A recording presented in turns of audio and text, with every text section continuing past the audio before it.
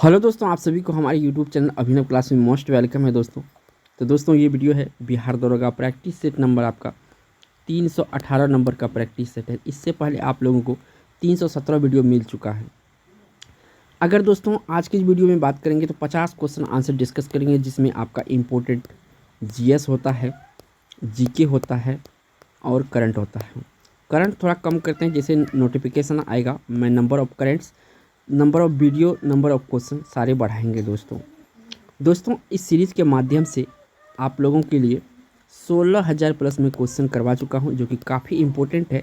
अगर ये 16,000 ये सीरीज़ को फॉलो करते हैं, इतना क्वेश्चन करके जाते हैं, तो 85% क्वेश्चन आपके क्वेश्चन में हमारे वीडियो सीरीज से देखने के लिए मिलेगा। तो ज़रा लेट नहीं कीजिएगा, एक एक क्वेश्चन आपके लिए इम्पोर्टेंट है, एक क्वेश्चन आपको स्किप नहीं करना, एक एक क्वेश्चन का आंसर आपके लिए इम्पोर्टेंट है। पहला क्वेश्चन देखिए, अच्छा क्वेश्चन है ये कि निम्नलिखित में से कौन सी समिति चुनाव सुधार से संबंधित है। अगर 2008 से लेकर आप 22 तक वाले प्रीवियस ईयर का सेट लगाए होंगे तो ये क्वेश्चन आपको 2 से 3 बार रिपीट हुआ होगा, ठीक है ना।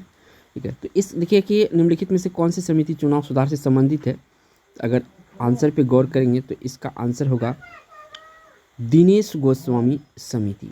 कौन सा समिति? दिनेश गोस्वामी समिति। ये ऑप्शन यहाँ से सही हो जाएगा। बढ़ते हैं 2 नंबर क्वेश्चन। इस क्वेश्चन में पूछा गया है कि निम्नलिखित में से कौन सा संविधान संशोधन राष्ट्रपति को किसी भी मसले को पुनः विचार के लिए मंत्रिमंडल भेजने का शक्ति प्रदान करता है। तो संविधान संशोधन राष्ट्रपति को किसी भी मसले को पुनः विचार के लिए मंत्रिमंडल भेजने की शक्ति प्रदान करता है। तो ये कौन सा संविधान संशोधन है, ये पूछा गया है आपसे। तो ये 44वां संविधान संशोधन में ऐसा कहा गया है। तो ऑप्शन यहाँ से डी सही हो जाएगा।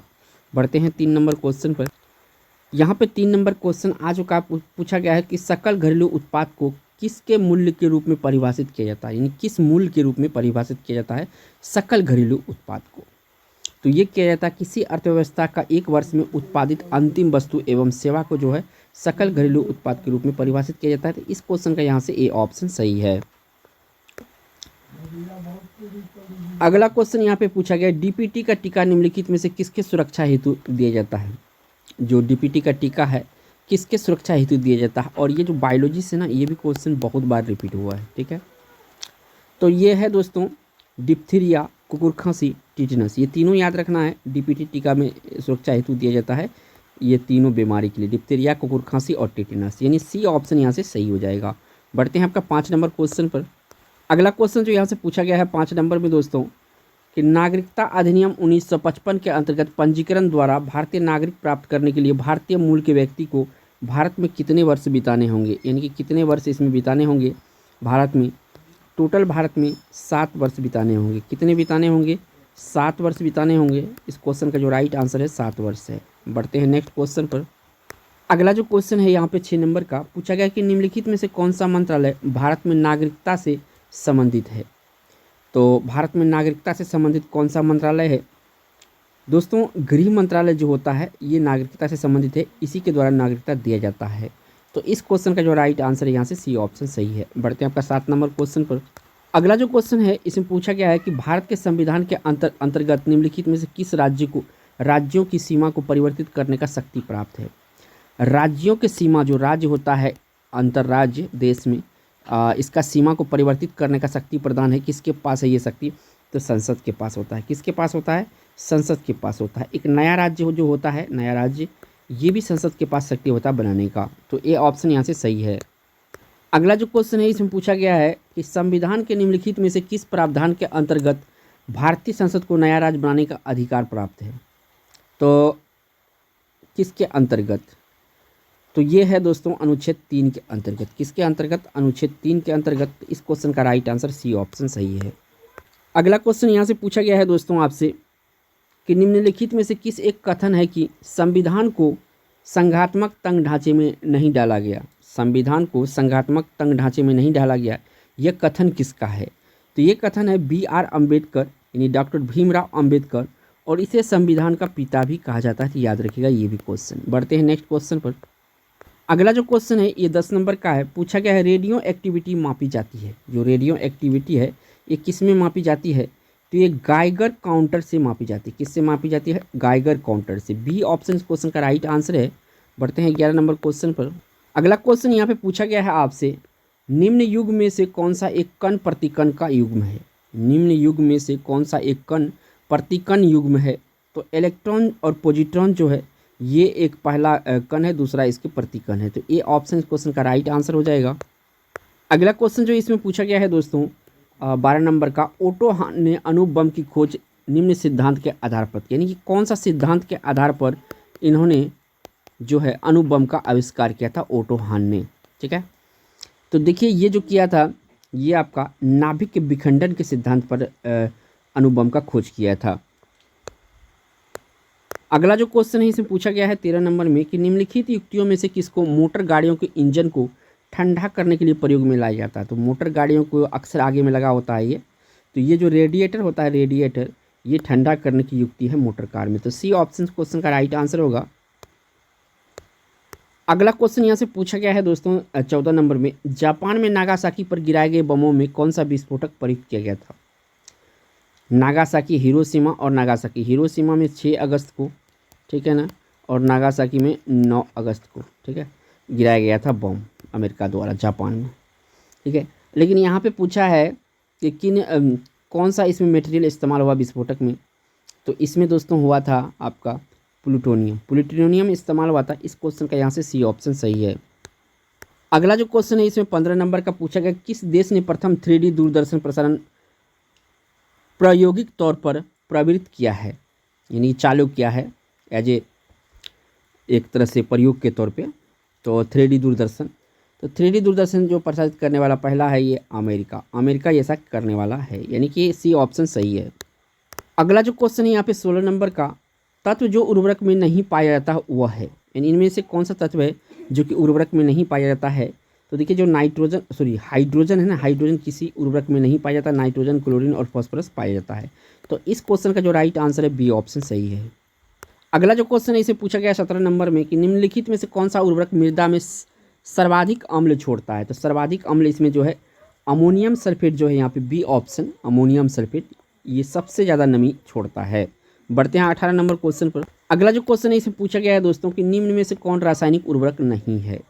तो देखिए रासायनिक उर्वरक यूरिया तो है ही है, ठीक है, इसके बाद आपका जो आ जाएगा सुपर फास्फेट है, पोटेशियम नाइट्रेट है। ये सोडियम सल्फेट जो है दोस्तों ये किसी प्रकार का रासायनिक उर्वरक नहीं है। तो इस क्वेश्चन का राइट आंसर बी ऑप्शन होगा यहाँ पे। बढ़ते हैं आपका नेक्स्ट क्वेश्चन पर। अगला क्वेश्चन जो यहाँ से पूछा गया है 19 नंबर में, पेडोलॉजी निम्न वैज्ञानिक अध्ययन से संबंधित है। जो पेडोलॉजी होता है ये वैज्ञानिक अध्ययन को क्या कहा जाता है। तो मिट्टी का जो अध्ययन होता है इसी को पेडोलॉजी कहा जाता है। क्या कहा जाता है, वैज्ञानिक अध्ययन जो मिट्टी का होता है इसी को पेडोलॉजी कहा जाता है। अगला जो क्वेश्चन यहाँ पे 20 नंबर का पूछा गया कि निम्नलिखित में से कौन सा एक कपी नहीं है। तो देखिए गिबन है, गोरिल्ला है और ओरंगन उटान है। जो लंगूर होता है ये आपका कपी की श्रेणी में नहीं आता है। सी ऑप्शन यहाँ से सही है। बढ़ते हैं नेक्स्ट क्वेश्चन पर। अगला क्वेश्चन जो यहाँ पे पूछा गया है 21 नंबर में, राजाजी राष्ट्रीय पार्क कहाँ स्थित है। ये राजाजी राष्ट्रीय पार्क जो है ये कहाँ स्थित है। तो ये दोस्तों उत्तराखंड में स्थित है राजाजी पार्क। तो यहाँ से बी ऑप्शन सही है। अगला क्वेश्चन यहाँ पे पूछा गया है और ये भी बायोलॉजी से अच्छे क्वेश्चन है, लाइकेन प्लांट किस डिवीजन से संबंधित है। जो दोस्तों थेलोफाइटा होता है ना, थेलोफाइटा, इससे संबंधित होता है आपका लाइकेन। तो सी ऑप्शन इस क्वेश्चन का राइट आंसर हो जाएगा। अगला क्वेश्चन जो यहाँ से पूछा गया है दोस्तों 23 नंबर में, निम्नलिखित में से कौन सा बहुविखंडन प्रदर्शित करता है। तो 4 ऑप्शन है इसमें। बहुविखंडित करने वाला जो है इसमें प्लाज्मोडियम जो है ये बहुविखंडन को प्रदर्शित करता है। तो यानी डी ऑप्शन क्वेश्चन का राइट आंसर है बहुविखंडन। अगला क्वेश्चन इसमें पूछा गया है दोस्तों 24 नंबर में, रेबीज के टीके की खोज किसने किया था। तो रेबीज की खोज के टीका जो किया था लुई पास्चर ने किया था। किसने किया था, लुई पास्चर ने किया था। यानी सी ऑप्शन क्वेश्चन का, कुत्ते वगैरह जब काटता है तो रेबीज हो जाता है, यानी सी ऑप्शन सही है इस क्वेश्चन का आंसर। अगला जो क्वेश्चन है इसमें पूछा गया दोस्तों 25 में, अलाउद्दीन खिलजी के मूल्य नियंत्रण नीति किसके भले के लिए लागू किया गया था। तो देखिए सैनिक के भले के लिए लागू किया गया था। तो इस क्वेश्चन का यहाँ से ए ऑप्शन है, अलाउद्दीन खिलजी का मूल्य नियंत्रण सैनिक के लिए था। अगला क्वेश्चन जो इसमें पूछा गया है 26 नंबर में, शास्त्रीय संगीत के सिद्धांत की विवेचना किस वेद में की गई है। तो यहाँ पे 4 वेद है और शास्त्रीय संगीत का जो यहाँ पे डिटेल्स दिया गया है तो किस में दिया गया है, ये दिया गया है दोस्तों सामवेद में। सामवेद में इसकी चर्चा की गई है शास्त्रीय संगीत का, यानी बी ऑप्शन सही है। अगला क्वेश्चन इसमें पूछा गया है दोस्तों 27 नंबर में, वैदिक युग में, तो वैदिक युग में से इनमें क्या सही था? तो अनुलोम विवाह यहाँ पे स्वीकृत था वैदिक युग में, तो ए ऑप्शन क्वेश्चन का राइट आंसर हो जाएगा। अगला जो क्वेश्चन है इसमें पूछा गया है 28 नंबर में, संयुक्त राष्ट्र विकास कार्यक्रम यानी यूएनडीपी इसका शॉर्ट में कहते हैं, मुख्यालय कहाँ स्थित है? यानी कि यहाँ पे सीधा सीधा कहा जाए तो यूएनडीपी का जो मुख्यालय है ये कहाँ पे है? तो यूएनडीपी का मुख्यालय आपका न्यूयॉर्क अमेरिका में है, यानी न्यूयॉर्क अमेरिका यानी यूएसए में है। बढ़ते हैं 29 नंबर क्वेश्चन पर। अगला क्वेश्चन इसमें पूछा गया है दोस्तों 29 नंबर में, अंतर्राष्ट्रीय परमाणु ऊर्जा एजेंसी का मुख्यालय कहाँ स्थित है? अंतर्राष्ट्रीय परमाणु ऊर्जा एजेंसी का मुख्यालय कहाँ स्थित है? तो दोस्तों ये आपका वियना में है। कहाँ पे है? वियना। वियना कहाँ पे पड़ता है दोस्तों? तो ये ऑस्ट्रिया में पड़ता है। कहाँ पे? ऑस्ट्रेलिया नहीं कहिए, ऑस्ट्रिया, ठीक है ना। तो सी ऑप्शन सही है यहाँ से। अगला क्वेश्चन जो इसमें पूछा गया है दोस्तों, वेटिंग फॉर महात्मा किसने लिखा? यानी ये किताब जो है या बुक किसने लिखा है? तो ये लिखा है आर के नारायण। कौन लिखा है? आर के नारायण लिखा गया। तो ए ऑप्शन इस क्वेश्चन का राइट आंसर आर के नारायण। अगला क्वेश्चन यहाँ से पूछा गया है दोस्तों 31 नंबर, प्रसिद्ध पुस्तक पूरब की बेटी किसने लिखी है? पूरब की बेटी किसने लिखी है? तो ये लिखा है बेनज़ीर भुट्टो, जो कि पाकिस्तान के ये प्राइम मिनिस्टर रह चुकी है, बेनज़ीर भुट्टो। अगला क्वेश्चन इसमें पूछा गया है 32 नंबर में, विश्व विरासत दिवस कब मनाया जाता है? विश्व विरासत दिवस कब मनाया जाता है? तो ये जो मनाया जाता है दोस्तों ये 18 अप्रैल को मनाया जाता है। कब मनाया जाता है? 18 अप्रैल को मनाया जाता है विश्व विरासत दिवस। अगला क्वेश्चन यहाँ से पूछा गया है 33 में, शिक्षा जो प्रारंभ में राज्य सूची का विषय था उसे समवर्ती सूची में स्थानांतरित किया गया, तो कौन सा संशोधन में स्थानांतरित किया गया था?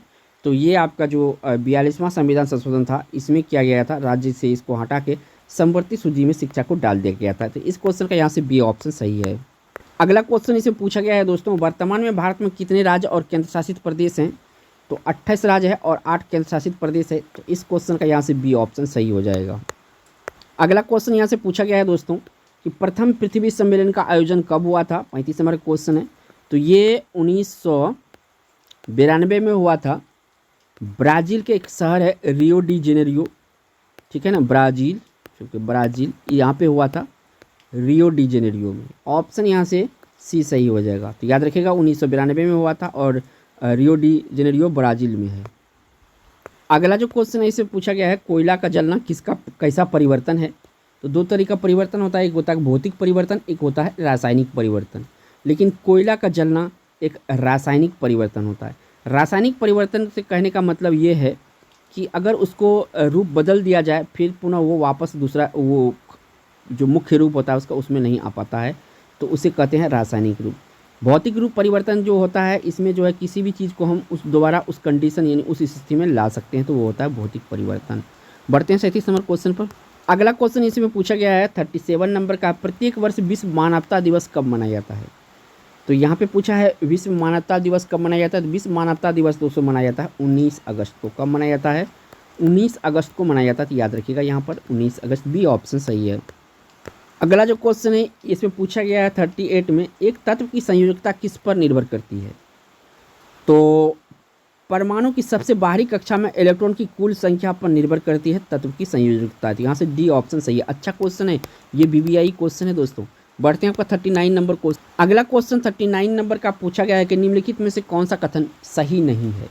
इनमें से जो कथन सही नहीं है वो आपको टिक करना है। तो देखिए सभी प्रोटीन एंजाइम होते हैं, ये बिल्कुल गलत है। तो इसका मतलब है राइट आंसर यही है। अधिकांश एंजाइम प्रोटीन होते हैं, ये बिल्कुल सही है। सभी वसाएं ऊर्जा समृद्ध यौगिक होता है, बिल्कुल सही है। ग्लूकोज एक साधारण कार्बोहाइड्रेट है, ये भी बिल्कुल सही है। तो गलत वाला हमको आंसर चुनना है। तो सभी प्रोटीन एंजाइम होते हैं, ऐसा नहीं होता है। तो ए ऑप्शन क्वेश्चन का राइट आंसर है।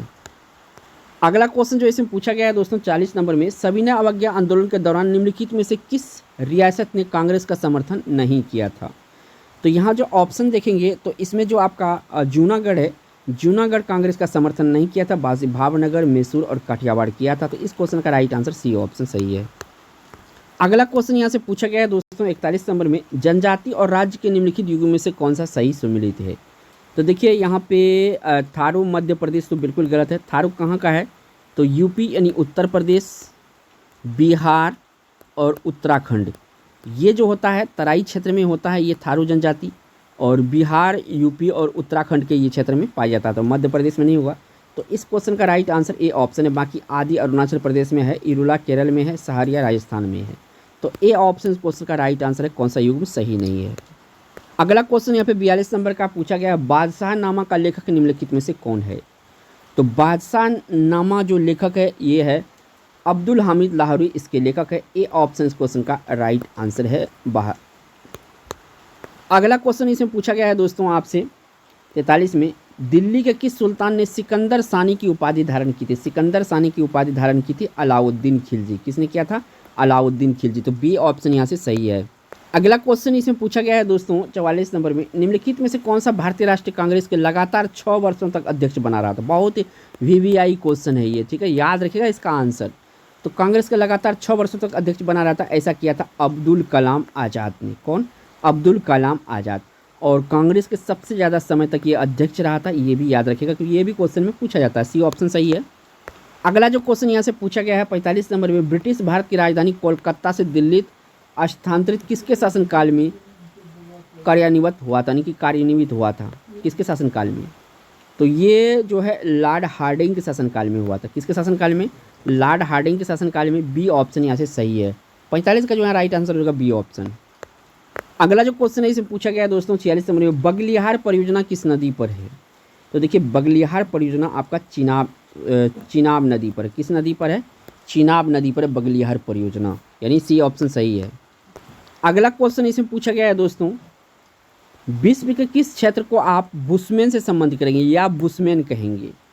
तो बुशमैन जो कहा जाता है कालाहारी रेगिस्तान को कहा जाता है। किसको कहा जाता है? कालाहारी रेगिस्तान को कहा जाता है। डी ऑप्शन यहाँ से सही है। अगला क्वेश्चन जो इसमें पूछा गया है दोस्तों आपसे, स्मार्ट मनी शब्द का प्रयोग होता है। जो स्मार्ट मनी शब्द हम लोग इस्तेमाल करते हैं किसके लिए इस्तेमाल करते हैं? तो ये क्रेडिट कार्ड के लिए इस्तेमाल करते हैं। इसे प्लास्टिक मनी भी कहा जाता है। क्या कहा जाता है? प्लास्टिक मनी भी कहा जाता है। तो याद रखिएगा प्लास्टिक मनी किसको कहा जाता है? क्रेडिट कार्ड को कहा जाता है। तो बी ऑप्शन सही है यहाँ पर। अगला क्वेश्चन यहाँ से पूछा गया है 49 नंबर का, पटना का स्थानीय समय निम्नलिखित में से क्या है। तो भारतीय मानक समय से, एक मिनट, ये नहीं होगा, भारतीय मानक समय से आगे है। तो इस क्वेश्चन का राइट आंसर ए ऑप्शन है। देखिए भारतीय मानक समय से आगे है पटना, यानी अपने राज्य की राजधानी का समय। ए ऑप्शन सही है। बढ़ते हैं इस वीडियो का लास्ट क्वेश्चन जो कि 50 नंबर का होगा। अगला क्वेश्चन जो इसमें पूछा गया है दोस्तों आपसे 50 नंबर में, निम्नलिखित में से किस कानून ने पहली बार भारत में एक क्रियाशील विधान परिषद का सृजन किया था। तो कौन सी कानून पहली बार भारत में क्रियाशील विधान परिषद का सृजन किया था।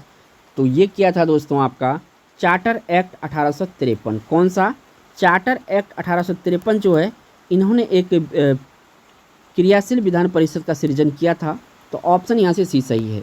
दोस्तों अगर वीडियो अच्छा लगा होगा तो एक लाइक ज़रूर कीजिएगा। दोस्तों अगर बिहार एग्जाम से कोई भी तैयारी करते हैं तो इस चैनल को सब्सक्राइब करके बेल आइकन प्रेस करें ताकि आने वाला जो वीडियो है ना वो आपका नोटिफिकेशन मिस ना हो। थैंक्स फॉर वॉचिंग दोस्तों।